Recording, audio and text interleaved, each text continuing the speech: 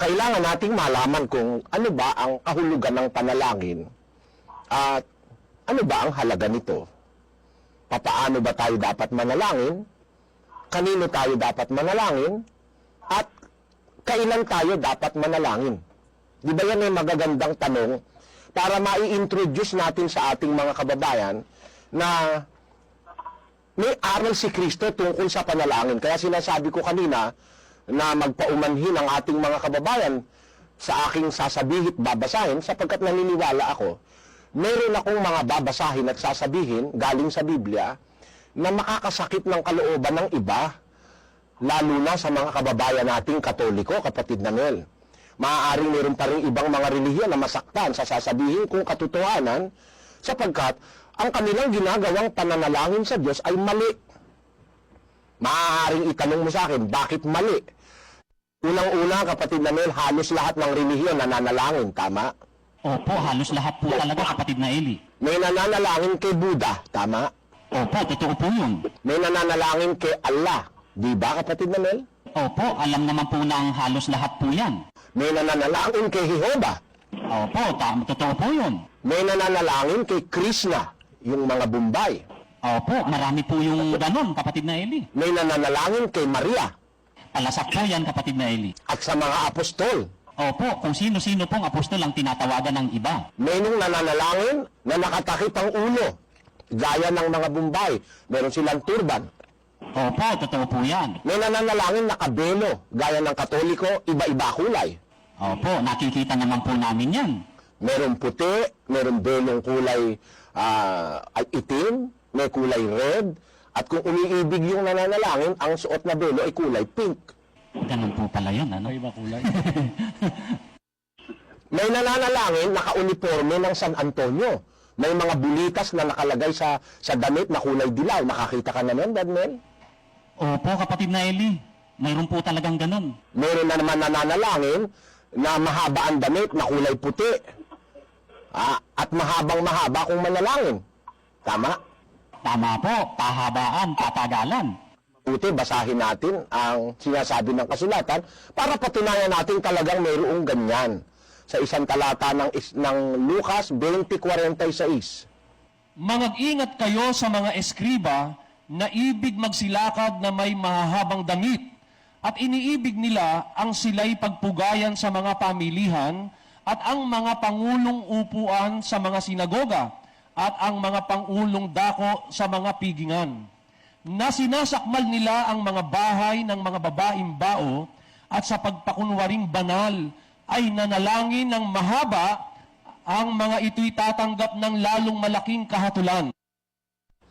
Dito makikita mo, kapatid namin, meron pala nananalangin mahaba.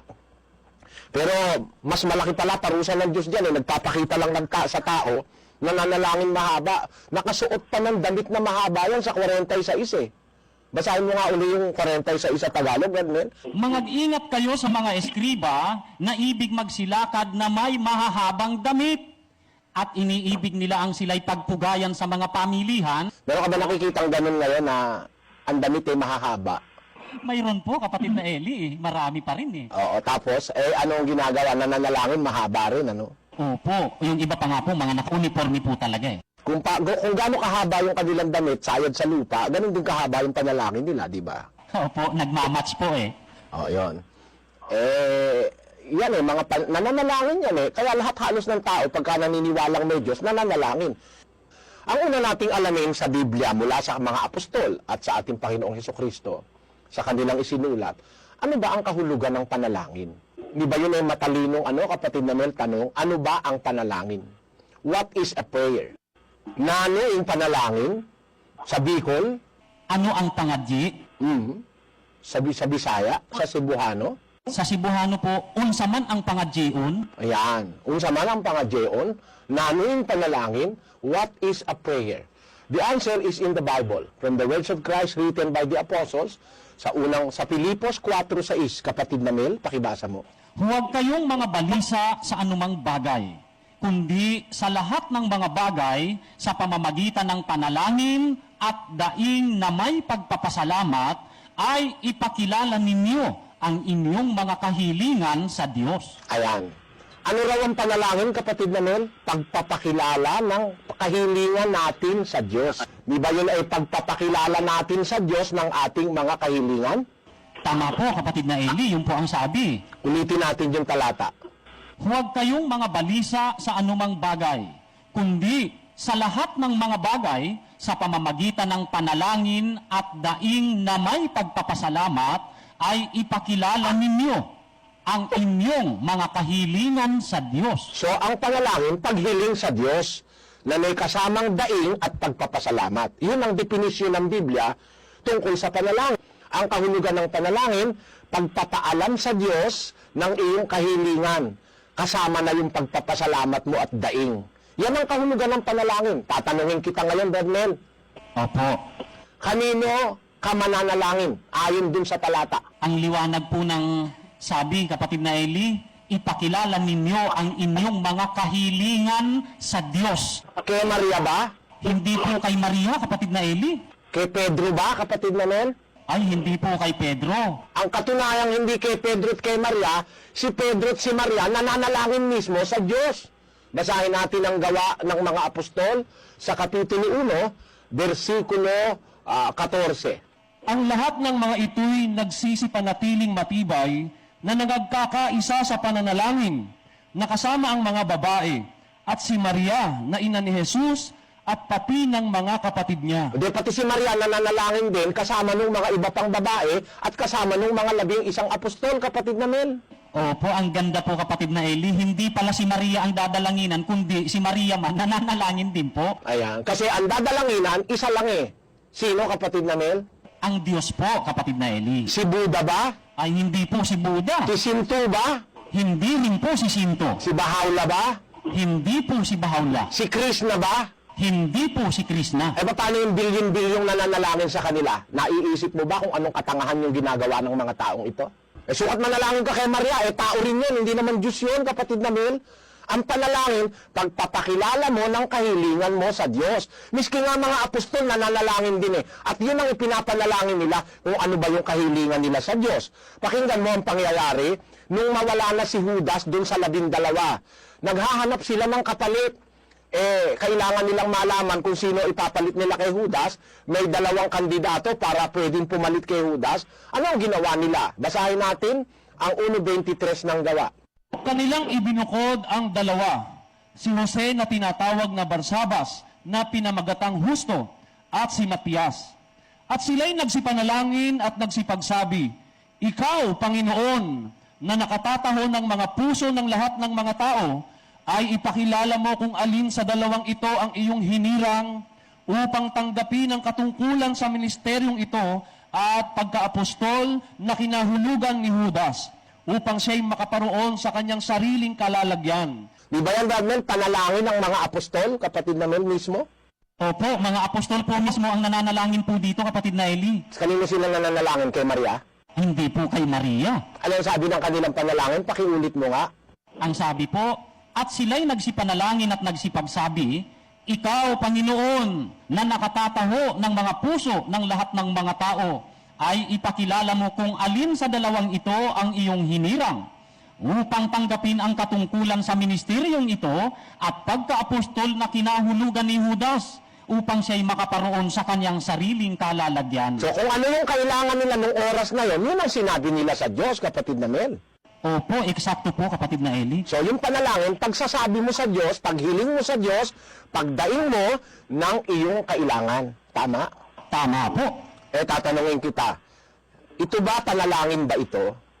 Alin po, kapatid na Eli? Aba, Ginoong Maria, punong-puno ka ng grasya, ang Panginoon Diyos sumasayo, bukod kang pinagpala sa babaeng lahat, pinagpala naman ang anak mong si Jesus. Yun ba paghiling sa Diyos? Hindi po paghiling yung mga letra po niya, kapatid na Eli. Kwento yun eh, kinukwentuhan si Maria, di ba? Opo, kay Maria na, si Maria na po ang kinakausap, kinikwentuhan pa po si Maria. At nakalimutan kaya ni Maria na siya'y bukod na pinagpala sa babaeng lahat. Ba't naman po nakalimutan, kapatid na Eli? Ba't kailangan mo ulit-ulitin kay Maria? Nakalimutan ba ni Maria? Ulyanin na ba si Maria na siya'y bukod na pinagpala sa babaeng lahat at pinagpala naman yung anak niya si Jesus? Oo nga po, ano? At saka bakit mo kailangan ulit-ulitin? Bingi ba si Maria? Oo nga po. Isa pa, Bradnel. Tutuloy ko lang ha. Opo.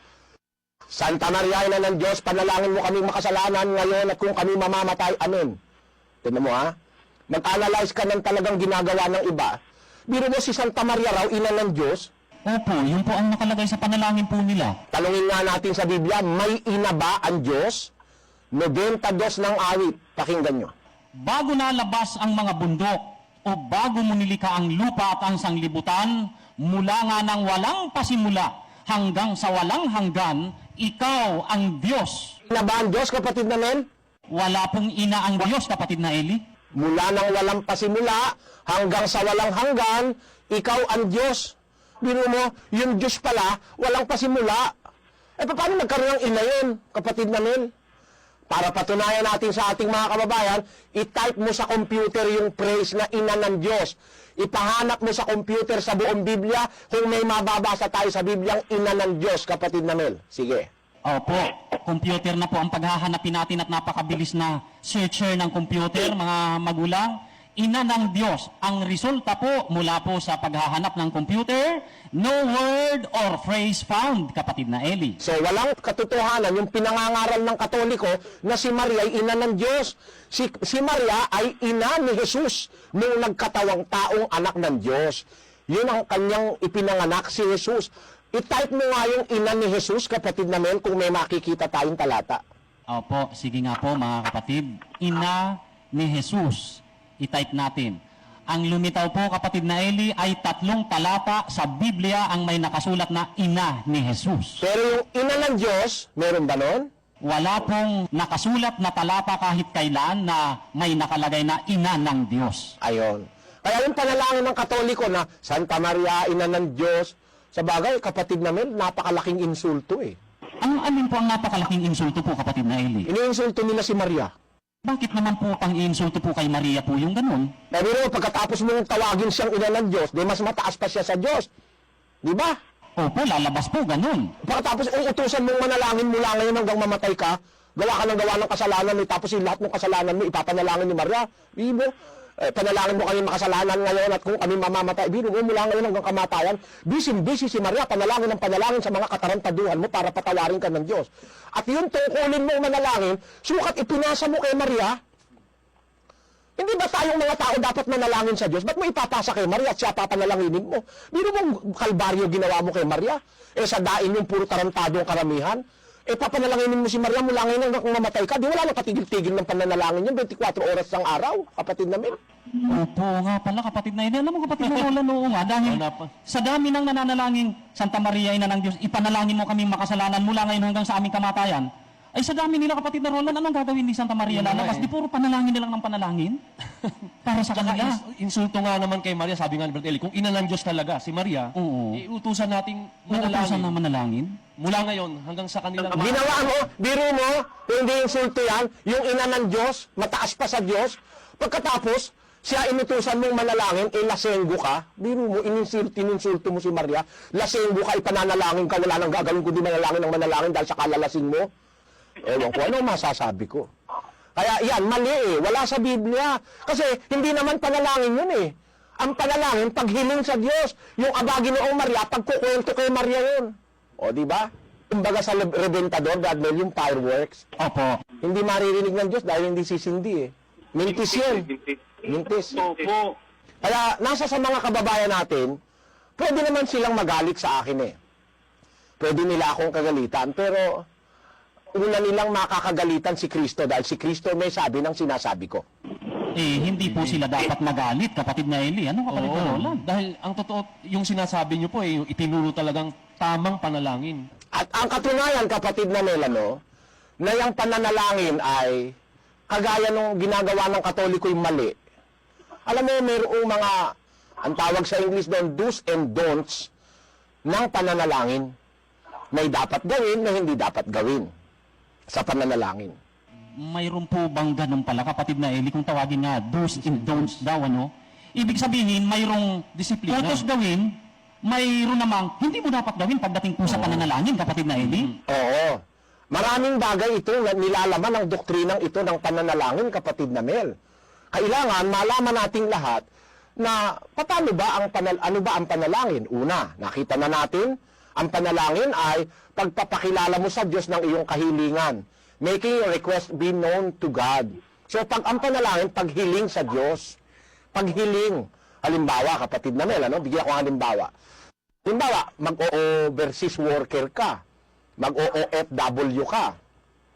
Sasakay ka sa eroplano, nandun ka sa NAIA, sa Manila International Airport. Ano ang papanalangin mo? Aba, may sasakay sa eroplano, ang kabila-bila ng panalangin, aba, Ginoong Maria, punong-puno ka ng grasya, ang Panginoon Diyos sumasayo, bukod kang pinagpala sa babaeng lahat, pinagpala ka naman ng anak mo si Jesus. Tapos, Ama namin, sumasalangit ka, sambahin ng ngalan mo, dumating nawa ang kaharian mo, bigay mo sa amin ang aming kakainin sa araw-araw. Sasakay sa eroplano, parang ang panalangin niya, ang layo dun sa kailangan niya. Dapat, ang ipakilala mo sa Diyos, yung kailangan mo, kaya sasakay ka sa eroplano, Panginoon, ngayon lang po ako sasakay sa eroplano, sana samahan mo ako. Huwag po sanang bumagsak ang eroplano kung ito, nasasakyan. Kahit sa himpapawid, nandun ang iyong kapangyarihan, samahan mo po ako. At ang aking iniwang mga pamilya, ang aking asawa at mga anak, bahala ka na po sa kanila. Nagtitiwala ako sa iyong kabutihan. Sa aking pupuntahan bayan, hindi po ako taga ron, sana makakuha po ako ng mabuting employer, ng mabubuting amo. Huwag mo akong pabayaang mag-isa. Maraming salamat po sa iyo, Ama, sa pangalan ni Jesus na aming Panginoon. Di ba yun ang tamang panalangin na ipanalangin mo pag ikaw sasakay sa eroplano, Bradmel? Tamang-tama po yun, kapatid na Eli, dahil aplikable, kapatid na Roland, doon sa pagkakataon na yun. Anong mga apostol kasi na manalangin nang hahanap sila ng kapalit ni Judas yung pinanalangin mismo nila, yung kailangan nila, diretso. Ikaw, Panginoon, ang nakakatahon ng puso ng lahat ng tao. Ipakilala mo sa amin kung sino ba rito sa dalawang ito ang pinipili mo. Di ba? Sabi ng kanilang panalangin, kapatid na Mel? Opo, ganun nga po. Parang halimbawa, may sakit yung iyong asawa o kaya manganganak. Ano, papanalangin mo? Ama namin, sumasalangit ka, sambahin ang ngalan mo. Bigyan mo kami ng kakanin. Hindi naman kailangan ng oras na yun ng asawa mo ang kakanin. Hindi nga makakakain sa sakit ng tiyan Hindi ba? Dapat sana, ang panalangin niya ng oras na yun, dahil yung asawa niya namimilipit sa sakit ng tiyan, manganganak, Panginoon, maawa ka po sa aking asawa, sa aking may bahay. Sana po, samahan mong makaraos ng maayos sa kanyang panganganak.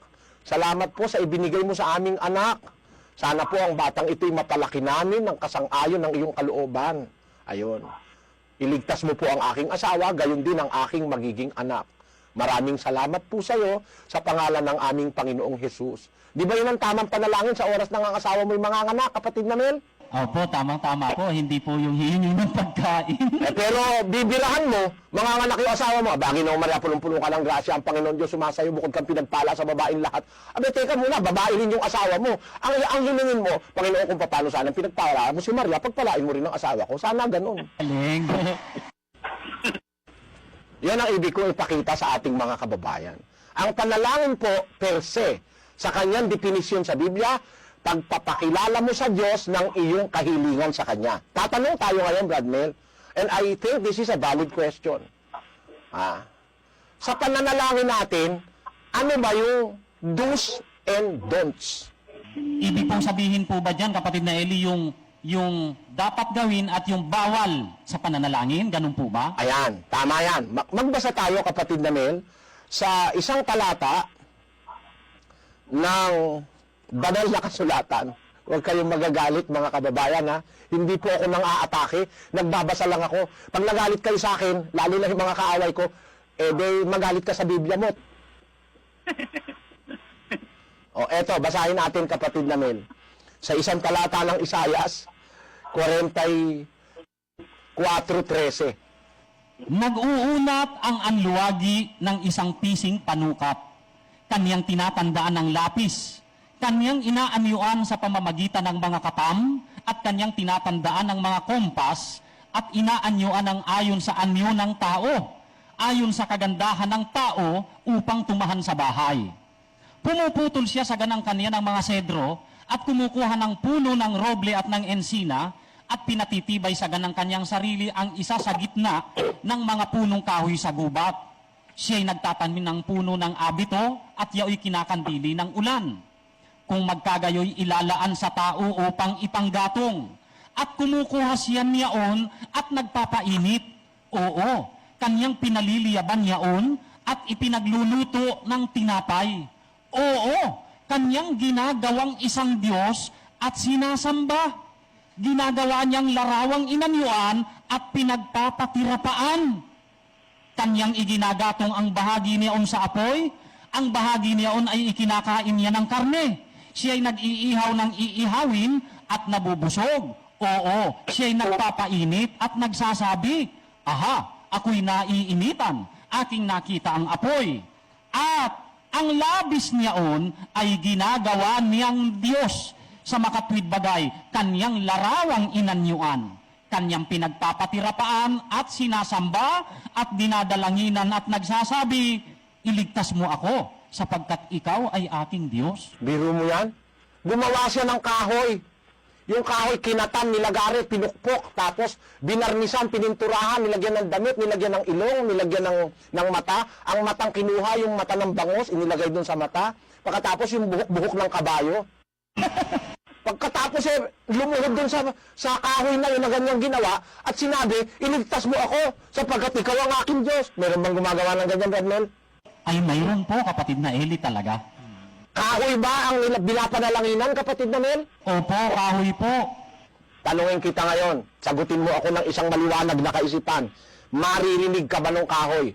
Sigurado pong hindi, kapatid na Eli. Tanong, bukod sa sinasabi, nagdananalangin sila ron, ano pa ang sinasabi nila dun sa kahoy at saka sa bato?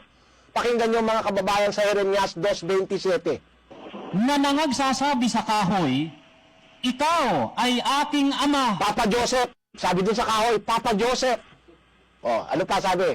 At sa bato, iyong ipinanganak ako. Mama Mary. Dili mo? Ang iniisip ko, Brad Mel, kung di malaking katarantaduhan yan, paano naging yung kahoy ay iyong ama? At yun naman bato, naging ina mo, naging mama mo. Nagkagustuhan ba yung kahoy at bato at nagligawan at ikaw ang ipinanganak? Paano nga po ba kaya talaga yun? Ano nga batid na rola ng gulo? Magulo yun. Tapos yung anak, hindi naman bato, Hindi naman kahoy. Ayan, oh. Kasi Diba? tatay niya yung kahoy, nanay niya yung bato. Eh, kaya nga Papa Joseph at Mama Mary eh. Di ba? Papa Joseph at Mama Mary. At ngayon, hindi lang kahoy at bato. Yung nasa EDSA, sa ano yun eh? Copper, ano ba yun? Tanso, yung nasa EDSA, Brad Mel. Alam mo ba yun? Opo, tanso po yata yung nasa EDSA, kapatid na Eli. Naku po, at napakapangit. Bakit naman po napakapangit? Eh, hindi naman ganyan ang itsura ni Maria. Alam mo ba kahulugan ng salitang Maria sa Hebreo, Brad Mel? Ano po bang ibig sabihin ng salitang Maria sa Hebreo? Ang Maria, maganda ang ibig sabihin. Eh, tinan mo nga itsura nung nasa EDSA. Wala, Brad Mel, ano? Kung talagang mahal nila si Maria, yung ina ng ating Panginoong Jesus, Oo. hindi nila gagawin Hindi nila yan, gagawa ng ganyan. hindi nila gagawin yung ganyan. Kaya akala nila, pagpapahalaga pa kay Maria yung ginawa nila na yan, mahal yan, kapatid na Mel, ha? Pero hindi pala tama na ganyan ang itsura ni Maria, kapatid na Mel, eh. Unang-una, sabi ko nga sa'yo, meron do's and don'ts. Bawal ng Diyos yan, gumawa ka ng mga larawan na yan, tapos manalangin ka dyan. Bawal ng Diyos yan. Basahin natin sa Biblia, Katoliko, Brad Mel, sa Deuteronomio 5:7. Pakinggan nyo, mga kababayan. Ito, Bibliang Katoliko po mismo ito. Huwag kang magkakaroon ng ibang mga Diyos liban sa akin. Huwag mong igagawa ang iyong sarili ng anumang larawang inanyuan na nasa langit sa itaas o nang nasa lupa sa ibaba o nang nasa mga tubig sa ilalim ng lupa. Huwag kang magpapatira pa sa kanila ni sasamba sa kanila, sapagkat ako na Panginoon mong Diyos ay isang Diyos na mapanibughuin na naggagawad ng mga parusa dahil sa kasamaan ng kanilang mga magulang sa mga anak ng mga napupot sa akin hanggang sa 3 at 4 na salin lahi. Aba, naninibugho pala ang Diyos pagka ikaw lumuluhod at nagpapatira pa sa mga kahoy at sa mga ginawa ng kamay, kapatid na Mel. Yung mga larawang inanyuan, yung mga ribulto, yung mga santo-santo raw na sinasabi ng Katoliko, ang Diyos pala naninibugho pag diyan ka lumuluhod, kapatid na Mel. Opo, kapatid na Eli, ganun po pala yun. Kaya doon sa pasyon, alam mo kung ano nasa pasyon, Brad Mel? Pasyong Katoliko, yung binabasa nila pagkamahal na araw, talagang ang Diyos naghihinanakit dahil ang mga tao sumasamba dun sa kay Baal, yung Diyos-Diyusan, yung ginawa ng kamay, naghihinanakit ang Diyos pagka sinasamba mo yun Basahin natin ang pasyon. Dapat na maghinanakit sa'yo ang puong marikit. Ginto't pilak, yamang muntik, sa'yo'y di pinagkait, kay Baal mo pinagsulit. Kita mo? Naging hinanakit daw ang Diyos dahil yung ginto, yung pilak, hindi naman pinagkait sa'yo, tapos yung ginto mo't pilak, ibinagsusulit mo kay Baal. Ini-offer mo yung pilak mo't ginto kay Baal. Si Baal ay isang Diyos-Diyusan. Kaya sabi rin ng pasyon, kapatid na Nel, kung luluhod ka, sino ang dapat mong luhuran? Basahin natin sa pasyon. Sukat mong maalaman sa sulat na papalaman, ang poong Diyos nga lamang, siyang dapat na luhuran at sambahin gabit araw. Ulitin ko kaya? Sukat mong maalaman sa sulat na papalaman. Nasa Biblia. Ang poong Diyos nga lamang, siyang dapat naluhuran at sambahin gabit araw. Sino lang daw ang dapat luhuran, Dadmel? Ang poong Diyos nga lamang, yun po ang sabi. Ang pasyon yan, tama. Tama po. Kanino ba yung pasyon? Di ba sa Katoliko? Opo, sa Katoliko po yan, kapatid na Eli. Eh kung matino ang isip mo, luluhod ka ba sa iba? Ay hindi po, pagka matino po ang isip. Eh yung lumuluhod sa iba, ano kaya ang kalagayan nun? May diferensya po ang isip, kapatid na Eli, lalabas. Ay siya nagsabi na dapat ang Diyos lang dapat luhuran eh. At sambahin gabit araw. Pagkatapos load ka ng load kay Maria, load ka ng load sa kahoy, load ka ng load sa bato. Ngayon meron pa mga plastic, load ka ng load sa plastic. Aba, lumulusot pa yung iba, Brad Mel eh. Ano naman po yung lusot po ng iba, kapatid na Eli? Hindi raw nila sinasamba, ginagalang lang daw. Para tatay mo, ginagalang mo. Tatanungin ko naman sila. Ang tanong ko, yung tatay mo, ginagalang mo, may retrato, tama?